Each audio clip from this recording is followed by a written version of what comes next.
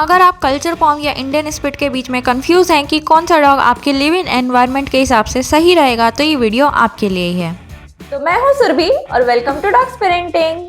Culture Pom और Indian spit में बहुत ज़्यादा सिमिलरिटीज़ हैं, जैसे कि ये दोनों ही सेम फैमिली को बिलोंग करते हैं, यानी कि ये दोनों ही स्पिट फैमिली को बिलोंग करते हैं, जिसका मतलब ये है कि ये बहुत ही ज़्यादा बहादुर होते हैं, इनको गार्डिंग करना बहुत ज़्यादा पसंद होता है और ये बहुत ही ज़्यादा सुंदर होते हैं। लेकिन फिर भी कुछ ऐसी चीज़ें हैं जो इनको एक दूसरे से थोड़ा सा अलग बनाती हैं, जैसे कि इनकी ग्रूमिंग। अगर हम बात करें इंडियन स्पिट की, तो इंडियन स्पिट का हेयर जो होता है वो मीडियम लॉन्ग होता है और स्ट्रेट होता है, बहुत ज़्यादा फ्लफी नहीं होते। कुछ ही डॉग होते हैं, कुछ ही इंडियन स्पिट होते हैं जो थोड़े से ओवर फ्लफी होते हैं, पर मोस्टली इंडियन स्पिट के जो हेयर होते हैं वो शॉर्ट ही होते हैं, ज्यादा फ्लफी नहीं होते हैं। यहीं पे कल्चर पॉम का कोट जो होता है वो काफी ज्यादा थिक होता है और डबल लेयर होता है, जो कि इनको एक फ्लफी सा टेडी बेयर टाइप लुक देता है। जब इनके पपी छोटे होते हैं तो इनके ईयर्स भी उस कोट के अंदर कई बार दिखाई नहीं देते, इतना ज्यादा कोट होता है, और एज के साथ ये कोट और भी ज्यादा फरी होता चला जाता है, जो कि इनको ग्रूमिंग में कभी कभी थोड़ा सा हार्ड बना देता है।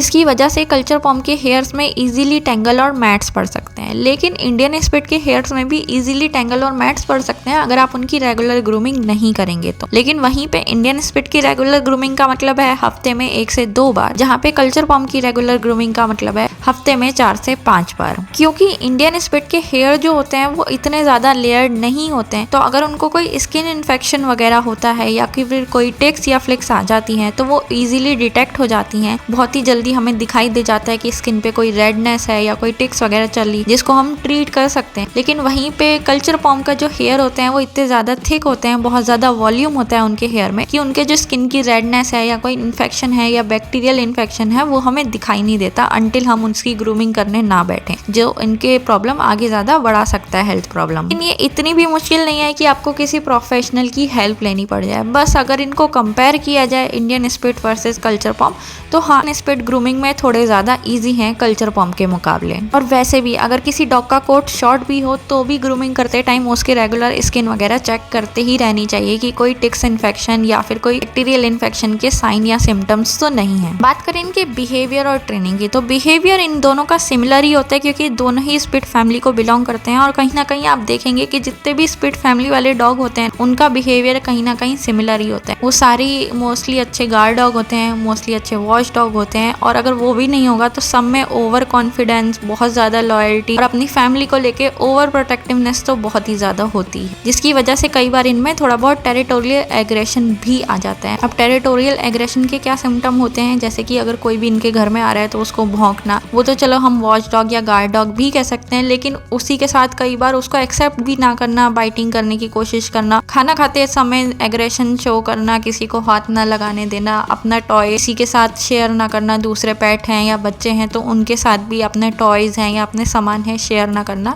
ये टेरिटोरियल एग्रेशन में आता है। तो अगर आप अपने डॉग में टेरिटोरियल एग्रेशन के सिम्टम्स देख रहे हैं तो अपने किसी ट्रेनर से या वेट से या किसी भी बिहेवियरिस्ट या एक्सपर्ट से इस बारे में ज़रूर बात करें। और इनकी अर्ली सोशलाइजेशन पे तो हमेशा ही आपको ध्यान देना है, क्योंकि जैसे मैंने बताया कि स्पिट फैमिली से बिलोंग करते हैं तो इनको एग्रेशन थोड़ा ज़्यादा जल्दी आता है, इसलिए इनकी अर्ली सोशलाइजेशन पे दोनों पे ही ध्यान देना है। ट्रेनिंग की बात करें तो ये दोनों ही काफ़ी ज़्यादा इंटेलिजेंट डॉग ब्रीड है और ये बहुत ही जल्दी ट्रेनिंग कर लेते हैं। बस इनको हमेशा फन वे में ट्रेनिंग कराएं, बहुत ज़्यादा देर तक ट्रेनिंग ना कराते रहें। बहुत सारे लोग होते हैं जो आधा 1-1 घंटा तक ट्रेनिंग कराते हैं। हमेशा ध्यान रखें एक दिन में 20-25 मिनट से ज़्यादा ट्रेनिंग नहीं करानी चाहिए, जिससे डॉग को पता भी ना चले और खेलते कूदते ट्रेनिंग भी हो जाए, उसको बर्डन टाइप नहीं लगना चाहिए। और एक चीज़ ध्यान रखें कि कुछ डॉग जो होते हैं वो थोड़ा ज़्यादा टाइम लेते हैं ट्रेनिंग करने में, और कुछ डॉग जो होते हैं बहुत ही जल्दी सीख जाते हैं। इसका कोई ब्रीड से या नॉन ब्रीड से कोई लेना देना नहीं होता है, ये अपने अपने इंडिविजुअल पपी पे डिपेंड करता है। ध्यान रखें कि आपको थोड़ा सा धैर्य रखना पड़ेगा ट्रेनिंग कराते टाइम, बहुत ज़्यादा परेशान होने की ज़रूरत नहीं है अगर आपका डॉग जो है थोड़ा सा ज़्यादा टाइम ले रहा है। अब इनकी हेल्थ प्रॉब्लम्स की बात करें तो इनकी हेल्थ प्रॉब्लम भी कई हद तक सिमिलर ही हैं, जैसे दोनों को डेंटल इशू, आई इशू, जॉइंट प्रॉब्लम और स्किन प्रॉब्लम दोनों में ही देखी गई है। डेंटल केयर में देखो आपको क्या करना है कि दोनों को ही रेगुलर ब्रूशिंग करानी है। अगर आप ब्रूशिंग नहीं करा सकते तो आप डेंटल स्टेक या फिर कई सारे स्प्रेज भी आते हैं टीथ को क्लीन करने के, वो परचेज कर सकते हैं। लेकिन ध्यान रखें कोई भी प्रोडक्ट यूज करने के से पहले आप अपने वेट को वो प्रोडक्ट जरूर दिखाएं, या फिर अपने वेट के पास से एक बारी तो कम से कम अपने वेट के पास से लें या उनके रिकमेंडेड प्रोडक्ट ही लें। अपनी मर्जी से कोई भी प्रोडक्ट यूज़ ना करें, क्योंकि ये सब चीज़ें जो होती हैं आपके डॉग के एज पे, साइज पे, ब्रीड पे मैटर करती हैं। तो हमेशा अपने वेट से ही पूछ के कोई भी प्रोडक्ट लें और कोई भी ह्यूमन प्रोडक्ट अपने डॉग पे यूज़ ना करें, क्योंकि ह्यूमन टूथपेस्ट जो होते हैं वो टॉक्सिक होते हैं डॉग्स के लिए। जॉइंट्स का ध्यान रखने के लिए इनको प्रॉपर न्यूट्रिशियस डाइट दें, रेगुलर एक्सरसाइज कराएं और ध्यान रखें कि अगर आपका पपी 3 महीने से छोटा है तो उसको हैवी एक्सरसाइज जैसे कि स्टेयर्स चढ़ाना, जंपिंग कराना, बहुत ऊंची जगह से कूदा देना, ये सब ना कराएं, जिससे उसके जॉइंट डिसलोकेट ना हो या उन पे बहुत ज्यादा प्रेशर ना पड़े। जब एक बार वो अच्छे से डेवलप हो जाए तो उसके बाद आप ये सब कर सकते हैं। उसके बाद आपका पपी जो है आराम से स्टेयर्स वगैरह चढ़ सकता है, जंपिंग कर सकता है, कोई प्रॉब्लम वाली बात नहीं है। आइस का ध्यान रखने के लिए ध्यान रखें कि आप रेगुलर ग्रूमिंग करते रहें, आइस क्लीन करते रहें कॉटन बॉल से। कॉटन को थोड़ा सा क्लीन वाटर में भिगाना है और उससे इनकी आइस क्लीन करते रहना है, जिससे कोई बैक्टीरियल इन्फेक्शन वगैरह ना हो। और जब भी आप रेगुलर ग्रूमिंग करेंगे तो आप क्या करेंगे, आपका ध्यान हमेशा रहेगा कि आपका डॉग है उसके चेंजेस पे आपका ध्यान रहेगा। तो कभी भी कोई आइज में चेंज होगा तो आप फटाफट अपने वेट के पास जाके उसका आई चेकअप करा सकते हैं। और अगर आप जो है रेगुलर एक्सरसाइज कराते रहेंगे, वेट चेकअप कराते रहेंगे टाइम से, वैक्सीनेशन डिवॉर्मिंग टाइम से रखेंगे, ग्रूमिंग टाइम से करते रहेंगे और न्यूट्रिशियस फूड देंगे, तो मोस्ट ऑफ द टाइम ऐसा कोई आइज में इशू नहीं आएगा। सेम स्किन के लिए भी है, अगर आप रेगुलर ग्रूमिंग करते रहेंगे तो स्किन में कोई इशू नहीं आएगा। और अगर कोई आएगा भी, जैसे अगर आपको कोई टिक्स वगैरह देखने को मिल भी जाती है, तो अगर आप रेगुलर ग्रूमिंग करते रहेंगे तो टिक्स इन्फेक्शन होने से पहले ही आप टिक्स वगैरह डिटेक्ट कर लेंगे और अपने वेट से पूछ सकते हैं कि इसके प्रिवेंशन के लिए क्या करना है या फिर इसको अर्ली कैसे ट्रीट करना है। और मोस्टली अर्ली केस जो होते हैं वो मोस्टली ट्रीटेबल होते हैं। इनकी हेल्थ में हम एक डिफरेंस कह सकते हैं कि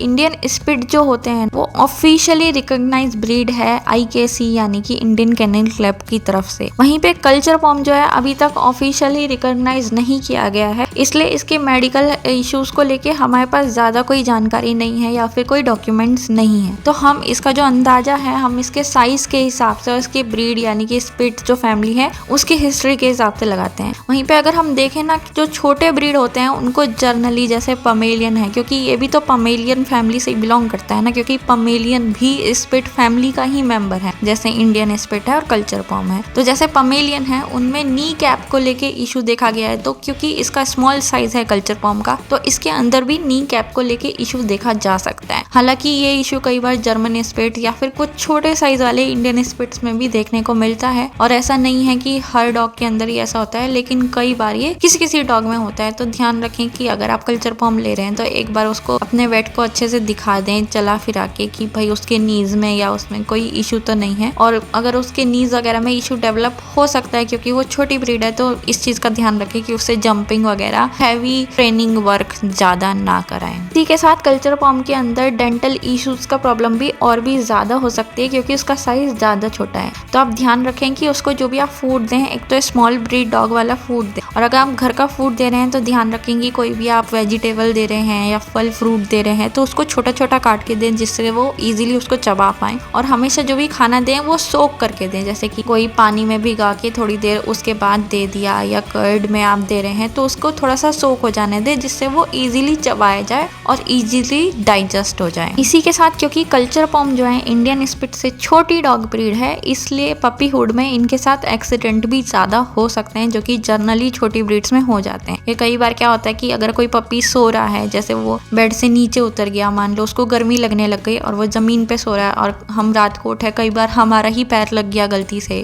या फिर वो रेफ्रिजरेटर के नीचे चला गया या बेड के नीचे चला गया और वहां पे जाके उसने कुछ गंदा खा लिया और तबीयत खराब हो गई और उसको वॉमिट वगैरह हो गया। तो छोटे ब्रीड के अंदर क्या होता है ना कि अगर छोटा ब्रीड जो है वॉमिट वगैरह करता है तो उसके अंदर बहुत ही जल्दी फ्लूइड लॉस हो जाता है, जिसकी वजह से ना उसका ब्लड ग्लूकोज जो है वो बहुत ही जल्दी लो हो जाता है, जो कि कई बार डेडली हो सकता है। इसलिए ध्यान रखें कि अगर आप कोई भी छोटी ब्रीड अडॉप्ट कर रहे हैं, ले रहे हैं, तो फिर अपने जो भी ऐसी जगह है जो गंदी है, जैसे बाथरूम में अपने डॉग को ना जाने दें, रेफ्रिजरेटर के पीछे या नीचे कुछ गत्ता वगैरह लगा दें जिससे वो वहाँ ना घुस पाए, जब तक वो छोटा है। एटलीस्ट तो वो बड़ा हो जाएगा तो खुद ही नहीं जा पाएगा, लेकिन जब वो छोटा है तब ऐसी चीजें ना हो, इसका ध्यान रखें। और एक्सीडेंट्स ना हो कि गलती से कहीं से स्लिप होके गिर गया या फिर आपका ही पैर लग गया, इन चीजों का आपको ध्यान रखना पड़ेगा क्योंकि कल्चर पॉम जो है वो थोड़ा छोटा छोटा होता है इसलिए उसका पप्पी भी छोटा ही होता है। वहीं पे इंडियन स्पिट जो है वो बड़ी ब्रीड है, उसका पप्पी भी काफी बड़ा ही दिखता है। तो उनके साथ ऐसे एक्सीडेंट जनरली नहीं होते हैं, लेकिन फिर भी ध्यान रखें क्योंकि अगर आप इंडियन स्पिट का पप्पी भी घर पे ला रहे हैं तो पप्पी तो छोटा ही होगा, तो वो भी फ्रिज वगैरह के पीछे जा सकता है, तो इस चीज का ध्यान रखें। वहीं पे कल्चर पॉम को हो सकता है आपको बड़े होने के बाद भी इन चीजों का ध्यान रखना पड़े, जैसे कि